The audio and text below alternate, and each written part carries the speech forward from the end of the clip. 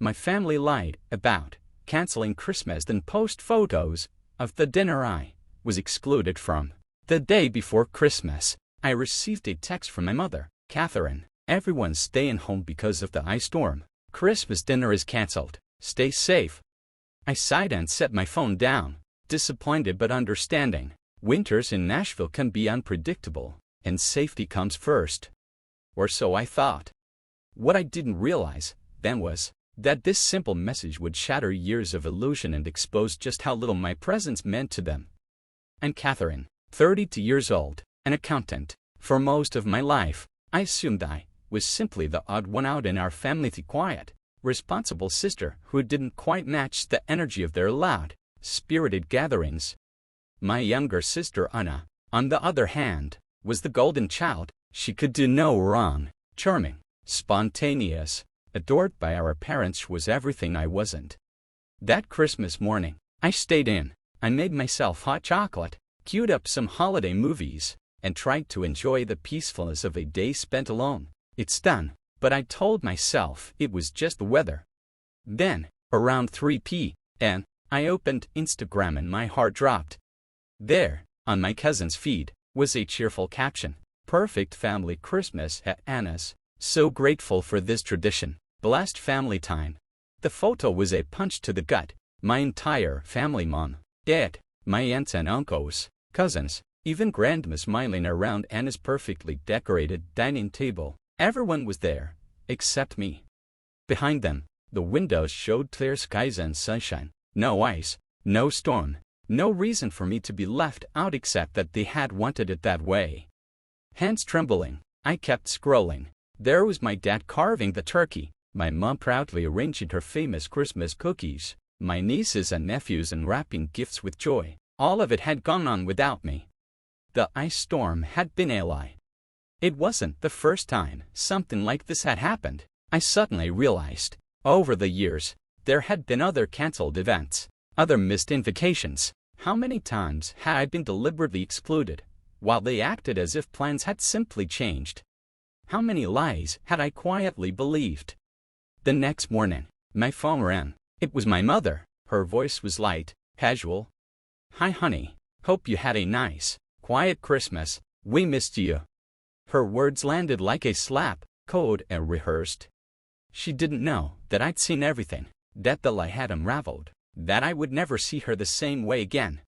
Growing up, I had always tried to be the dependable daughter. I did the chores, earned straight A's, and even gave up my dream of going to art school to pursue accounting because it was practical and secure, just like my parents wanted. Anna, meanwhile, was celebrated for every win. When she dropped out of college to become a yoga instructor, they called her courageous. When she moved to Bali for 6 months, they threw her a going-away party. I remember a time 3 years ago when our dad had surgery. I took 3 weeks off work to care for him, handling his medications, taking him to follow-up appointments, cooking meals, and cleaning the house. Anna stopped by once. She took a few selfies with him, posted about being a supportive daughter, and left for a yoga retreat the next day. Yet somehow, in my parents' version of events, Anna was the hero. I was barely mentioned. At family gatherings, my aunts would gush over Anna's free spirit and ask me when I was going to stop being so serious and live a little. My career milestones were ignored, while Anna's Instagram-worthy adventures became the center of attention. That Christmas was the final straw. They didn't just leave me out of dinner, they made sure I'd never even know it happened, until it was too late to ask why. And now, finally, I knew the truth. They had never forgotten me. They had chosen to exclude me. And I would never let them do it again. I used to tell myself it didn't matter that family was family, and even if they showed it differently, they loved me in their own way.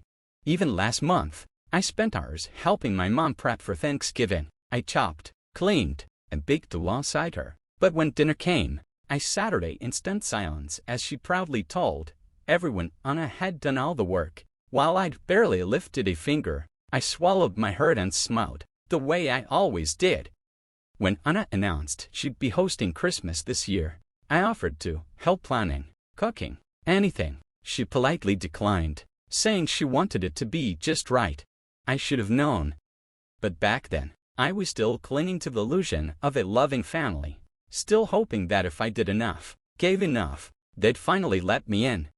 The truth is, I spent my entire life trying to earn a seat at a table that was never meant for me.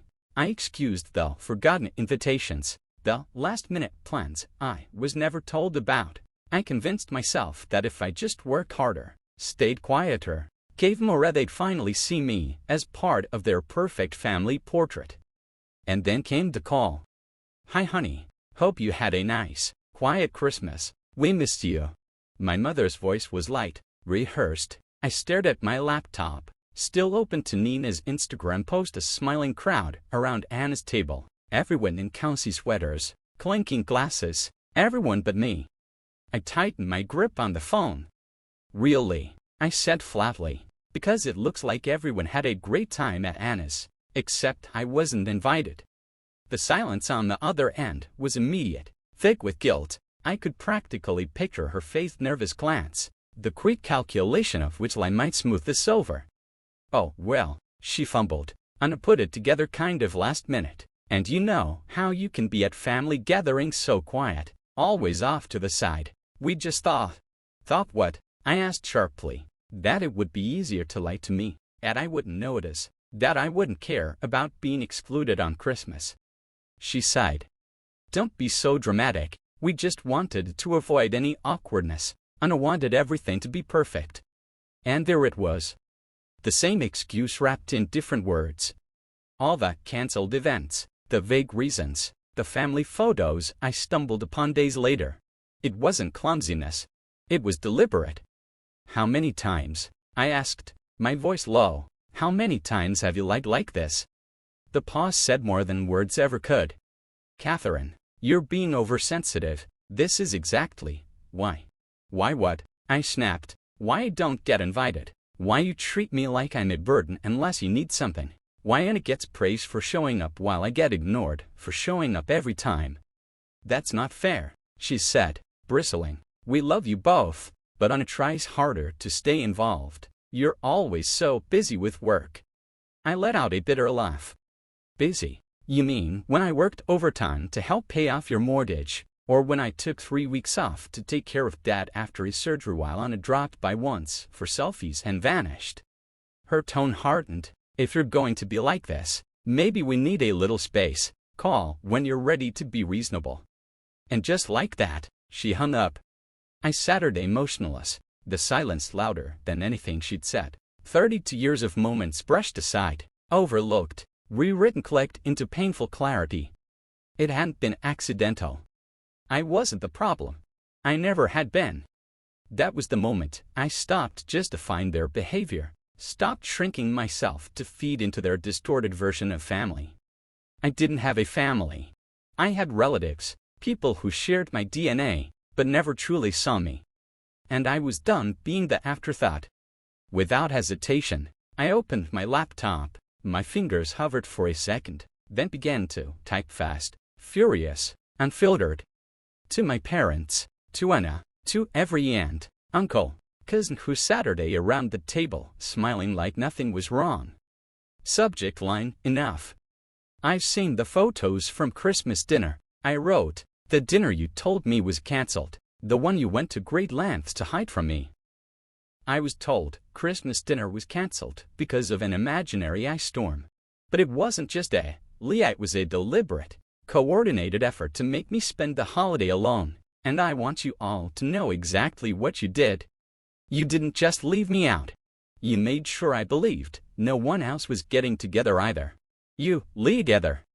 Attached to my email were screenshots of my mother's "everyone staying home" messages, placed alongside the smiling Instagram posts from Anna's house. Every face in those photos confirmed what I had feared. They'd all been there. Everyone but me. I ate sand before I could talk myself out of it. The responses came almost immediately.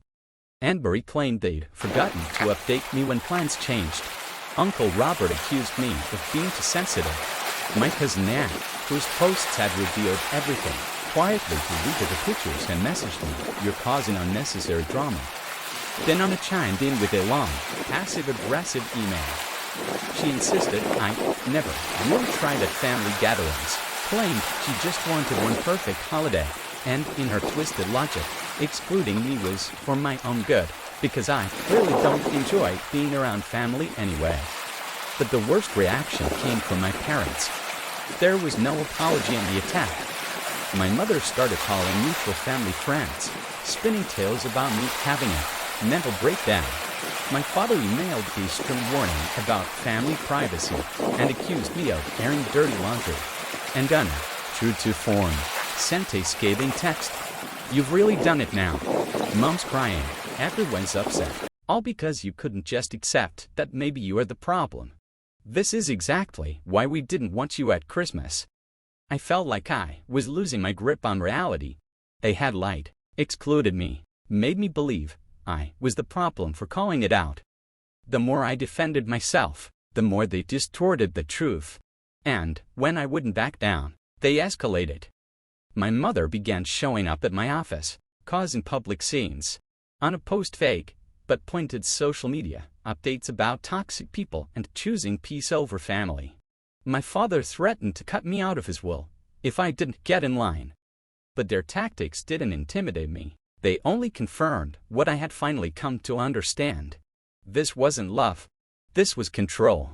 And I had stopped playing by their rules. I knew Thini couldn't just expose the lie. I had to break free from them completely. Then, a week later, I got an unexpected message. It was from Rachel, a retired family friend who had once managed my parents' finances. "Catherine, I've seen what's happening with your family. There's something you need to know. Can we meet?" We met at a quiet cafe downtown. Rachel looked anxious, gripping a manila envelope. "I've carried this guilt for years," she said, sliding the envelope to me. "Your father made me promise to stay quiet, but after seeing how they're treating you, he can't anymore." Inside were legal and financial documents, bank statements, dating back 15 years. And what I found shattered me.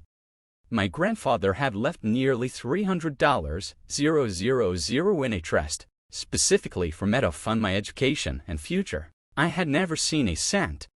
"The trust was supposed to be released to you when you turned 25, Rachel explained. "Your father, as trustee, transferred it all to Anna. They told me it was being used for her business ventures."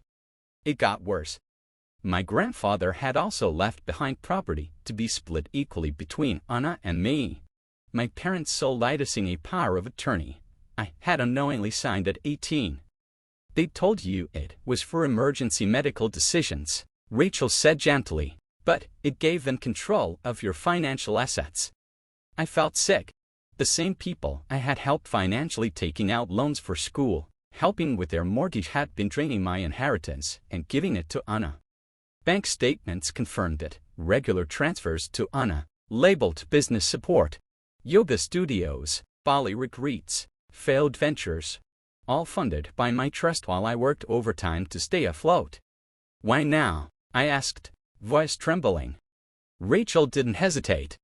"Because I saw your mother's posts, painting you as unstable and ungrateful. They're trying to discredit you before you discover the truth. Catherine, this isn't just immoral, it's criminal."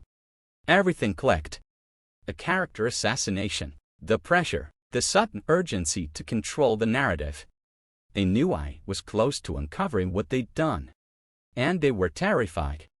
I took the envelope home and got to work. I wasn't just their daughter. I was an accountant.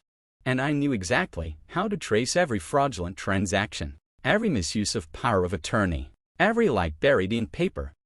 I also hired Sarah Chen, a seasoned estate fraud attorney. She examined the files and gave me a simple verdict. "This is financial exploitation. If you want, we can file criminal charges." I thought about it. I didn't want revenge. I wanted accountability. So I gave them a chance. I mailed my parents and Anna, inviting them to a family meeting at my apartment to resolve everything. They accepted quickly, too quickly. They still believed they could guilt trip me back into silence. That Saturday, I laid out 3 folders on the table, one for each of them, each filled with damning documentation, financial records, legal analysis, transaction timelines, and a formal letter from my lawyer.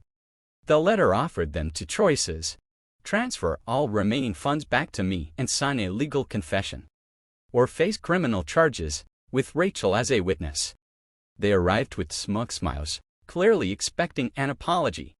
"Catherine, we're glad you've come to your senses," my mother began. I slid the folders across the table. "Read," I said flatly. My father's face turned gray as he flipped through the pages, and his hands trembled. My mother kept her composure barely. "This is absurd," she hissed. "You're blackmailing your own family." "No," I said calmly. "I'm giving you a chance to avoid court." My father tried to speak, but I cut him off.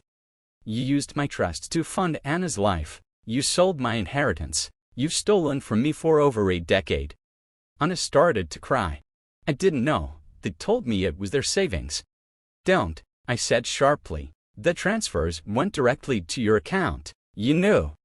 My mother's tone turned desperate. "Think about what this will do to us. What people will say. You should have thought of that before stealing from your daughter," I said coldly. "You have 48 hours. Fix this or I go public and legal." They left in a tailspin, my father dragging them out, their carefully constructed image unraveling. Within hours, the family group chat erupted with messages. I didn't respond. I had truth on my side, and finally, freedom. As I told my lawyer that evening, they thought cutting me out would silence me, but all they did was set me free.